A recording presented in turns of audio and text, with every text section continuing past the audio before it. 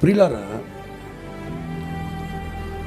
సంతోషం కోసం, బాధలు మర్చిపోవడం కోసం, దుఃఖాన్ని దిగమింగడం కోసం ఏమేమో చేస్తాం. కానీ అన్నీ నీకు ఆ ఫలితాన్ని ఇస్తాయా?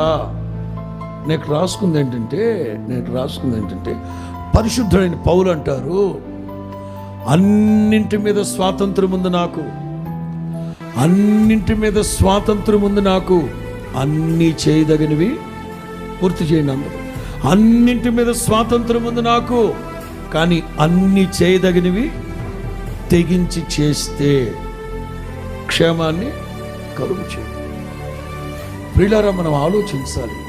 మన జీవితం చాలా చిన్నది. ఈ చిన్న ఈ చిట్టి జీవితంలో, ఈ చిన్న జీవితంలో బాధలు, కష్టాలు, కన్నీళ్ళు, ఇవన్నీ దేనికంటే స్వయంకృత అపరాధాలు. కొన్నేమో దేవుడు అనుమతిస్తాడు, కానీ కలకాలం కాదు, కొంచెము కాలం.